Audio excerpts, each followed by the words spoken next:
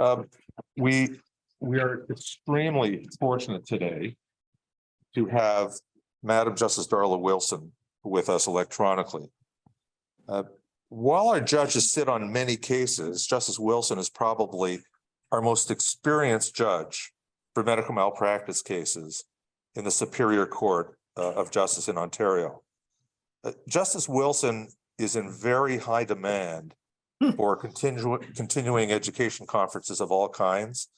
Despite enormous demands from her judicial functions, where Justice Wilson demonstrates a prodigious capacity to try and manage cases, Justice Wilson seemingly never refuses to accept any opportunity to help inform and educate the legal profession. So we are grateful that she has taken time out of her very busy schedule to participate in our conference. And as a judge trying many medical malpractice cases, Justice Wilson has a keen understanding of the difficult challenges the issue of causation poses for lawyers, judges, and juries. Causation in law is also of critical importance to healthcare professionals providing opinions and evidence in these cases.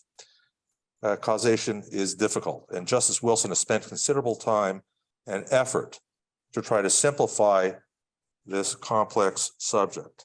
So she's going to give us some of her views. Justice Wilson, welcome to our conference. Is your sound okay? Can you hear us? I can hear you. I hope you can hear me. We can. Okay, that's great. And thank you, Richard, for your very, very kind comments. Let me just say, it is true that medical negligence cases are a particular interest of mine, and I have had the privilege of sitting on quite a few of them, both judge alone and with juries. And I absolutely believe these cases are the hardest, the most challenging cases that come before the civil court. And I also think they are hugely important to the parties, and that that it's important that we, as judges, we try to get them right. But I will say, I think they are very difficult cases on a number of fronts, and the issue of causation is right at the forefront. And it's always nice to come and talk about cases on which you've been criticized by the Court of Appeal. But in any event, I think, Richard, your paper is excellent. It's a very, very helpful analysis of this vexing problem. And I will say that there are a lot of cases, both at the trial level and at the appeal level, that really serve to muddy the waters on this particular point. So happy to talk about the various issues that you've raised, Richard, in your paper, and maybe we should talk about what the right test is on causation in these cases. So maybe the place to start, Justice Wilson, is with the case that really seemed to kick off the confusion about causation, which is a case in 1996 from the Supreme Court of Canada called Athy and Leonati. And in that case, Justice Major talked about the unworkability of but-for, that in some cases involving multiple cases, but-for is unworkable. First of all, in the cases that you have tried or pre-tried or managed, have you encountered cases where you ever thought but-for became unworkable and you were searching for some other causal test? Well, it's interesting. I will say, I think Athy, this is just my own view. I will say that this is just my own view, but I don't find Athy to be a particularly helpful case. And I also think it's contributed to a lot of the confusion, and counsel use it incorrectly, in my view, most of the time. And so, from the perspective of a trial judge, it's always interesting, because you get these cases generally speaking, maybe the week before the trial started, and I had done a number of medical negligence cases before 2015 when the Sachs case came before me. And that was a case, well, we all know that case and the horrible facts of that case. I had terrific counsel on it. And I remember saying on day one to the lawyers, "Oh, do you have the jury questions done?" And they said, "Oh, no, but we're working on it." I said, "All right." And it wasn't, until we were into the case for a few weeks that it became apparent to me that there was a big debate about what the proper test was for causation in that case. And I had, quite frankly, no idea at the time what a hornet's nest it was going to become. And so it was one of those cases, that unfolded as it did, as the evidence unfolded. And so it's not like a torts case, that we studied at law school. They say, "Oh, okay, here's what the issues are." And you have all this time to think about it and to think about what's the right test, that we should use for causation and what are the right jury questions.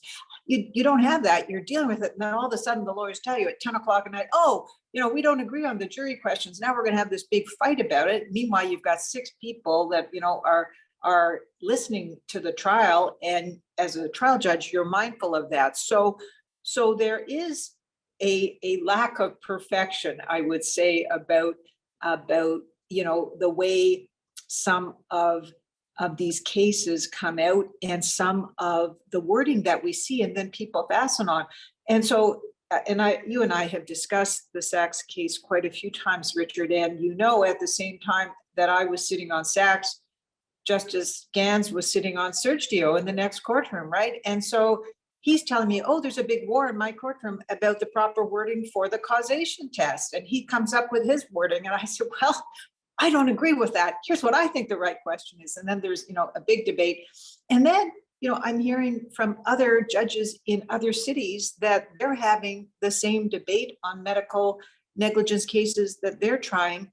And it's interesting, right? Because sometimes a certain test will become enshrined in a case. And the only reason that it is because the lawyers agree with it. And so the lawyers say, "Oh, well, we think the right test is, did it cause or materially contribute to the outcome?" Well, that's not a test I would endorse. But if the lawyers say, "Oh, yeah, we're content with that," and then it becomes the test that's used in a case, then that's how it unfolds. And so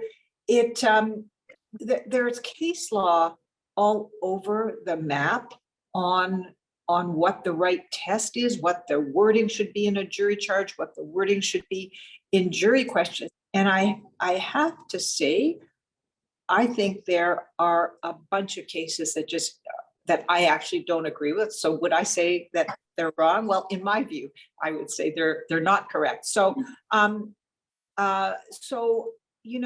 when I look at the analysis in Sachs, which I think factually is probably one of the most difficult cases, Richard? It's one of the hardest cases. So can I just maybe take a minute to explain to those in the crowd that don't know the Sachs case? The Sachs case was a delayed diagnosis case that Justice Wilson tried. And so there were the jury found that there were 5 defendants who had actually breached the standard of care in causing this delay. The question was whether that caused the harm to the plaintiff. And the interesting thing, you mentioned the Sergio, whatever you pronounce, how you pronounce that case, the funny thing was that the Court of Appeal heard that case in 2017. And then later the same year heard the Sachs appeal in 2017 and made completely incompatible judgments, further muddling the waters for lawyers and judges, didn't they? They sure did. I don't think you can reconcile those two cases. Do you, Richard?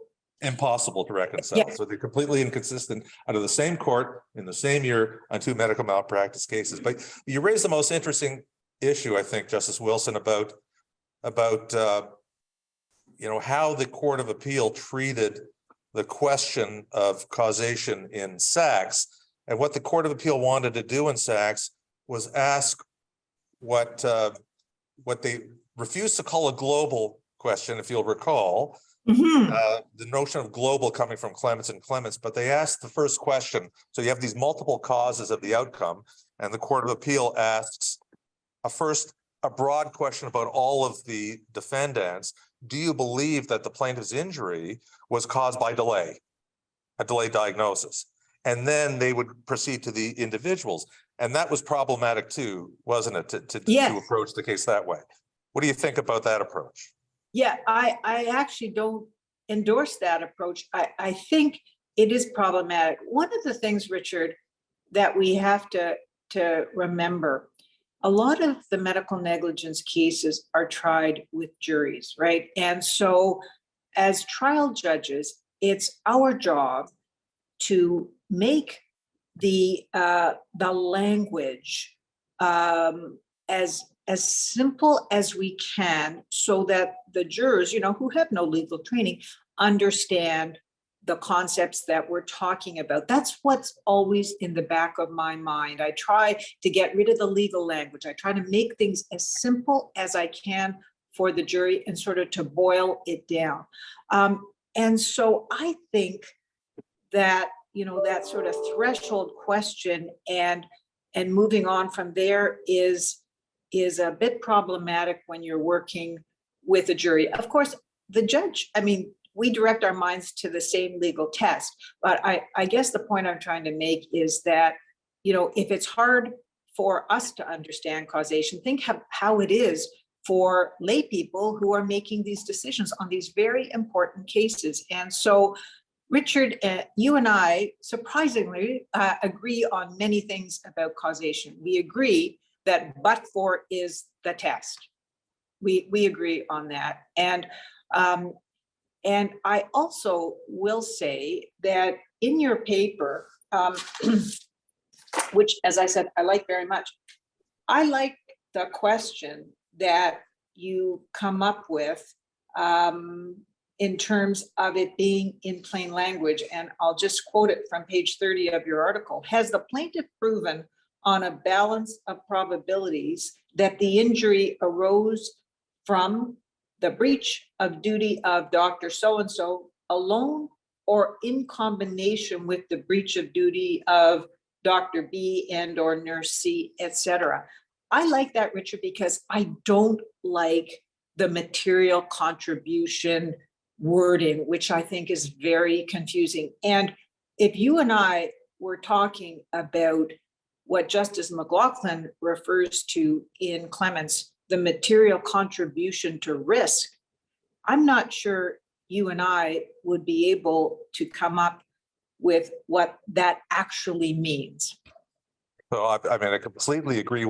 So Justice Wilson is talking about a paper that I wrote recently. If you suffer from insomnia, take a look at it. And it's a paper that's about to be published in the Advocates Quarterly about my dispute with the Supreme Court of Canada about this case, Clements and Clements. But the language is interesting, I think, Justice Wilson, because one of the things I am promoting in my paper, and for lawyers and judges to courts to adopt, is that we move away from language that lay people don't understand. So you have trouble with cause or contributed. Or the word contributed can be used in very different ways. So when you have multiple causes, what's the contribution of any particular cause to the outcome? Remember that at law, you don't have to prove that the negligent act was the cause, but rather only a cause. I think that's important. But how do we communicate that effectively to the jury? I've advocated that no causal question should have the words but for in it either. What do you think about that? Well, I guess in a simple case, Richard, we can use the but for test, right? Yes. Right. I think that's fine. Where it gets muddy is in these multiple defendant cases where, with, as well as you point out, there are multiple causes, and some of them are innocent or non-compensable causes, right? We have to take that into account. And so, it's fine. We all agree with what Russell Brown talks about, when he says there has to be a causal connection between the negligence and the injury, or as Professor Knudsen likes to say, the harm done. We all agree with that. And we all agree that a negligent defendant is only responsible for the harm that he or she causes, right? I mean, those sound like simple principles, but when you get into the complicated fact scenarios, that's where it gets difficult. And don't forget, we have to be fair to all of the parties. And I think your point, Richard, in your paper is a good one. This corrective justice approach, or a results-driven approach, is not one that I support, because I don't think that's the law, actually, and I don't think that does fairness and equity between the parties. Right? So you and I have often talked about the notion of necessity, whether a wrongful act is necessary on its own to bring about the harm. And I've always argued that you must remove the concept of necessity from the causal question, especially when there are multiple things that are at play. And so the question that I've put about necessity is to sort of tease out that word necessity, because the cause is not always necessary. And the unworkability of the but-for test, as I described in that paper, is because the test is interpreted as a strong necessity test, or a sine qua non test. And because of that, we're not respecting the true counterfactual nature of the causal test. And so I'd like to get necessity out of the thinking as well. What do this has evolved. I think you and I have had many discussions about where necessity fits in, especially after what the Court of Appeal said in Sachs and Ross. Yes. But how do we deal with that? Yeah, and I think actually I've come around on that. One of the things that the Court of Appeal didn't support me on in Sachs and Ross was my use of the word necessity in my jury charge. And of course, I got that from Clements, right? I mean, Justice McLaughlin said that, the negligence has to be necessary to bring about the harm. And that's why I included it. But I have come around on that. And I agree with you. I don't think it's required to use the word necessary, but the concept of it having to be something more than de minimis must be incorporated. And I'm not sure what the best way of doing that is. Your point, I think, Richard, is well taken, that the test itself requires that level of well, I was going to say contribution, but I don't want to use that word.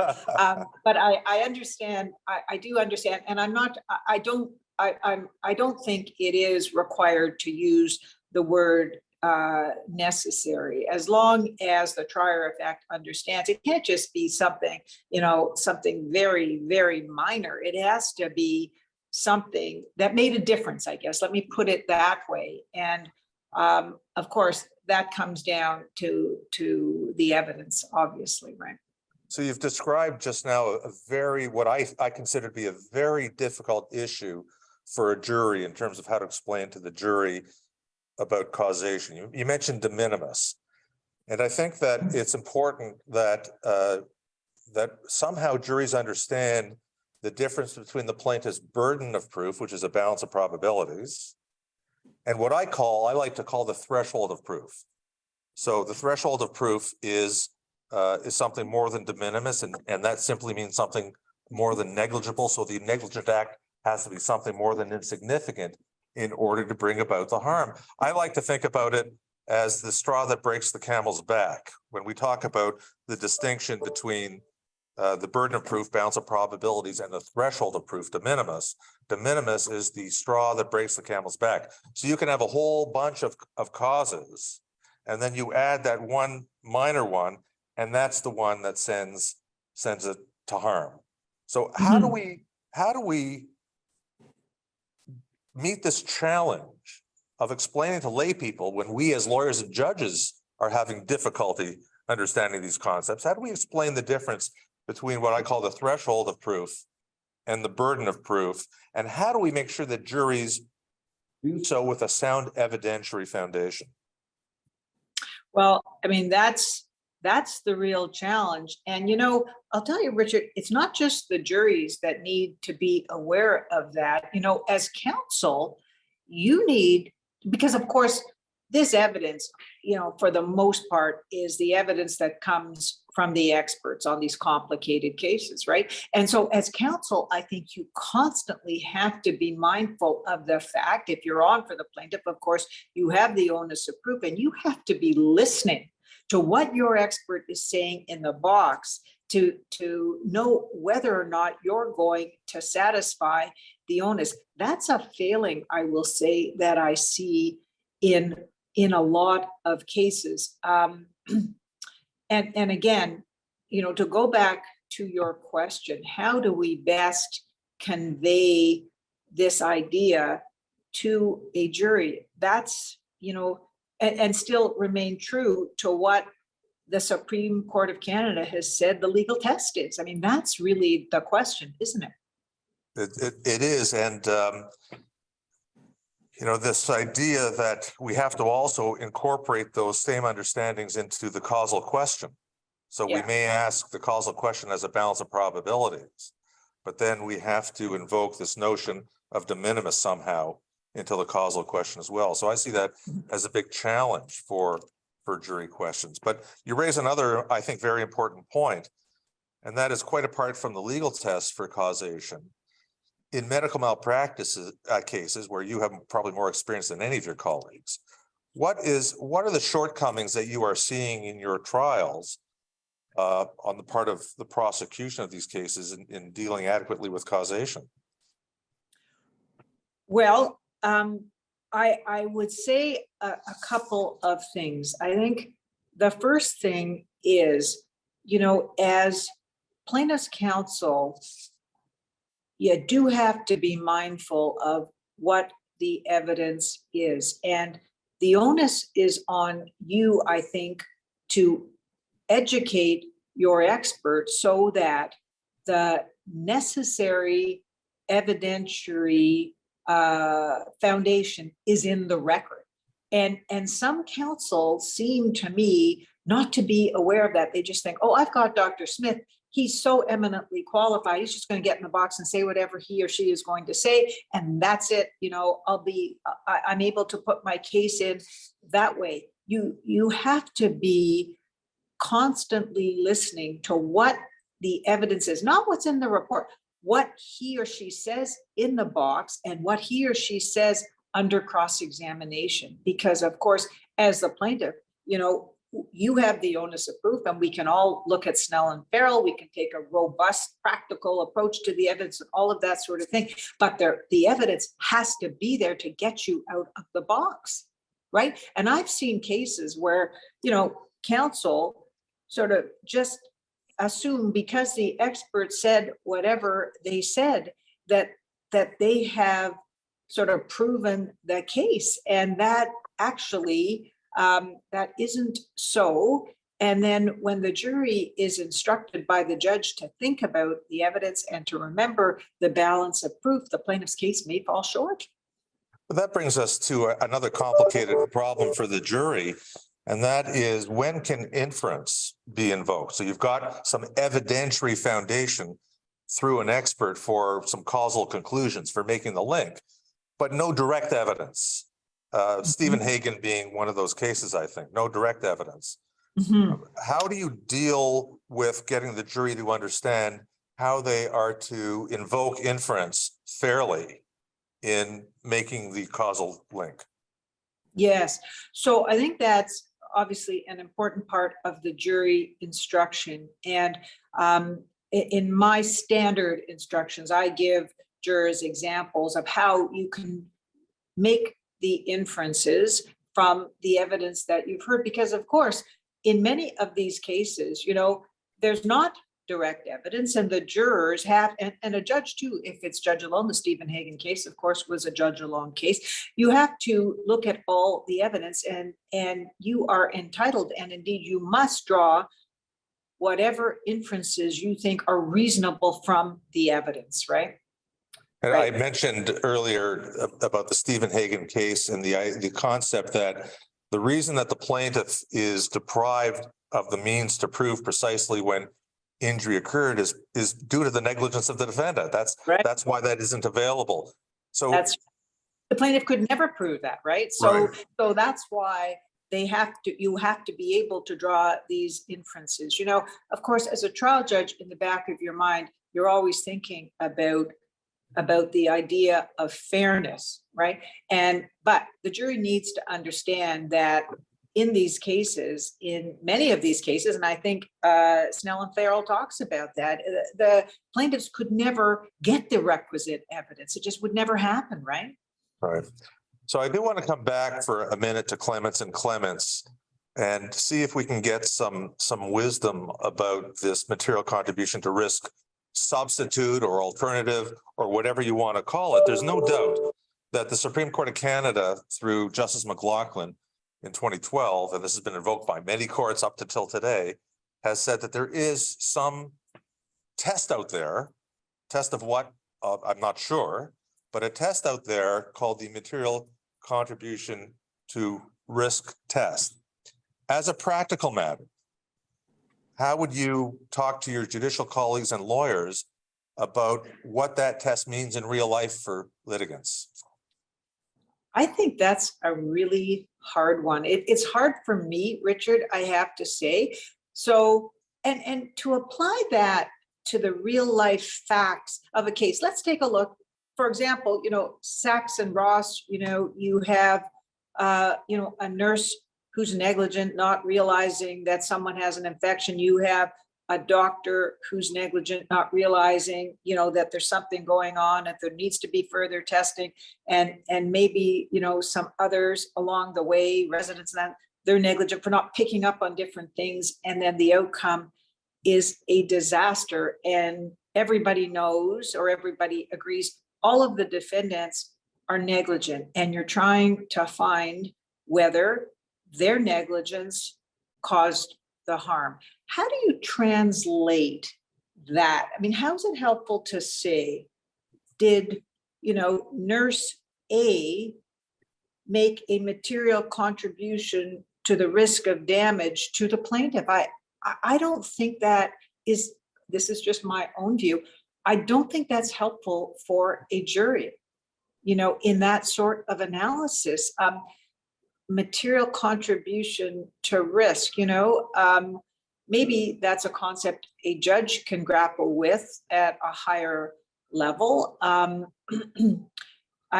me, it suggests, you know, that the negligence was of some significance to the outcome, I guess. I mean, I'm just saying that in sort of to paraphrase it, but I don't think that's a helpful test, actually, Richard. I don't.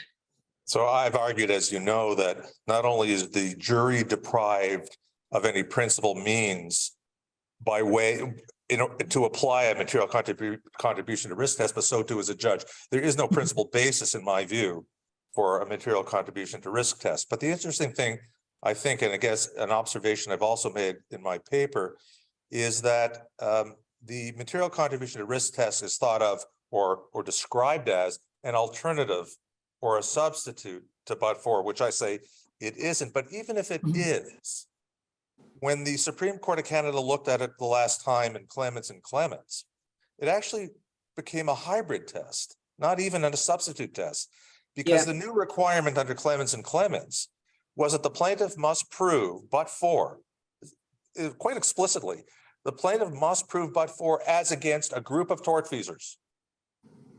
It was never described by that in NAFI, like that in NAFI. It wasn't described by that in the predecessor to Clements and Clements, which was Hankey and Resurface. That never happened. Suddenly in Clements and Clements, you have to prove but-for as against a defined group of tortfeasors. That's the global test, I think, that Clements describes. Having done so, why do we need a substitute test for but-for? We've already established but-for. Right. Isn't a more elegant solution to that problem to then say, well, now we know we have that group that has caused the injury, let them fight it, let the defendants fight it out. That's not to do with the plaintiff anymore.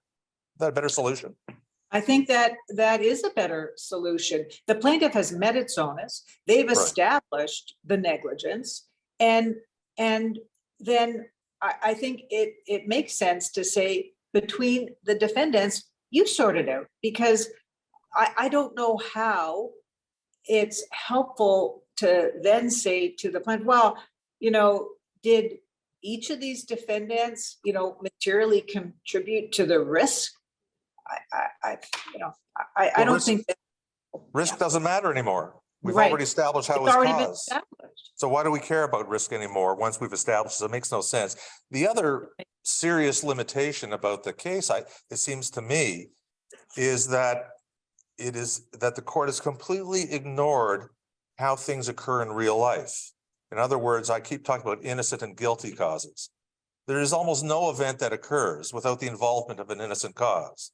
Right. If you must identify all of the contributing causes as contributed by a defined group of wrongdoers named defendants, how is the test of any use to us in a practical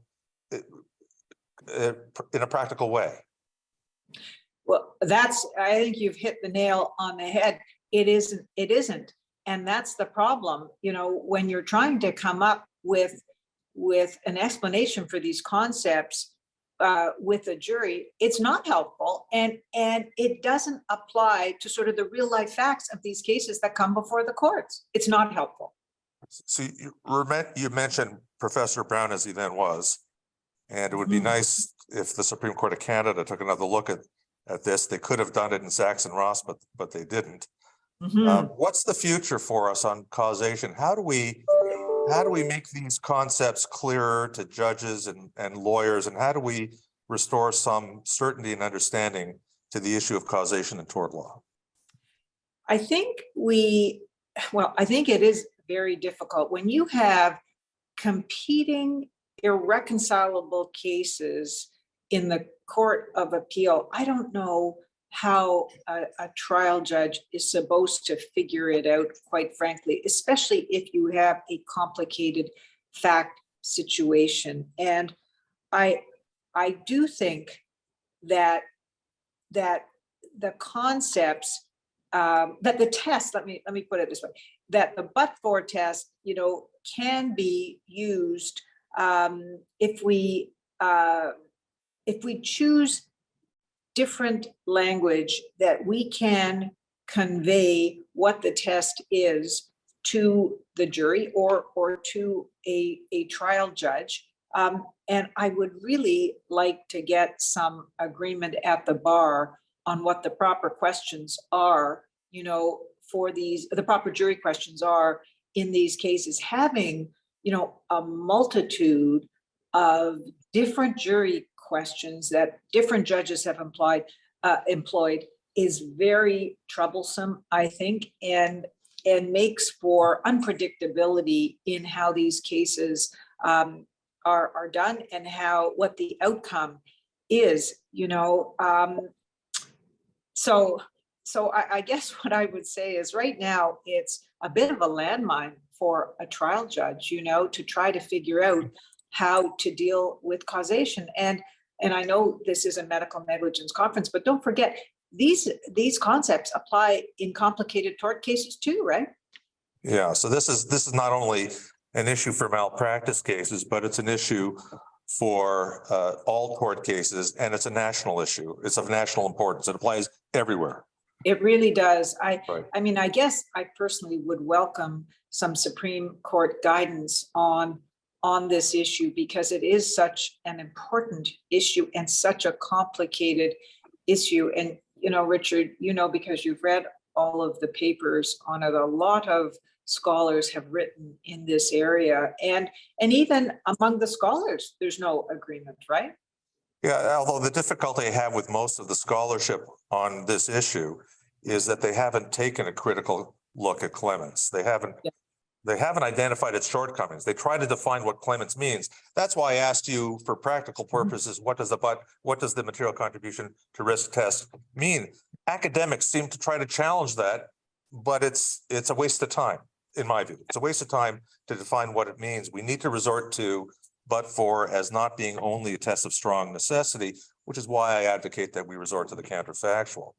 But Yeah, do you agree that therefore what we need to do is we need to get rid of the bad language? I know you say but for can be asked in a simple case, but for is a bit of a crutch, it seems to me. Can we get rid of but for, the cause, a cause, contribution material? Can we take all of those phrases or words out of the causal question and ask it in simple language and never in a double negative?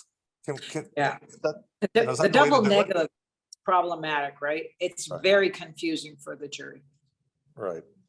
I do think we can. I do think we can, because what you're trying to convey, to the jury, it doesn't have to mirror the language of the Supreme Court if that's going to lead to confusion. I think that's the critically important point, Justice Wilson. We need, because we're talking to lay people here and we need to get them to understand it, but also judges, a lot of your colleagues out there don't have your experience. Many of them don't have your experience in these cases. So I think we have to communicate that message to everybody. And that may be a good point to finish on. I want to thank you so much for participating in this and sharing your insight and your wisdom. I think it's been helpful to all of us, and thanks for fitting us in. Well, Appreciate it. thank you for inviting me. I guess the one thing that we can't forget too is the lawyers and the judge really are working together to try and get the case right. And when you've got a jury involved, it is more difficult, right? It is more difficult. And so the court depends on the counsel, and sometimes the counsel don't have the experience, and sometimes the judge doesn't have the experience. And so I do think it's an ongoing discussion, and I do think these conferences are very helpful to at least flesh out some of the issues that need to be dealt with at these trials. So thank Absolutely. you. Thanks so much. Okay.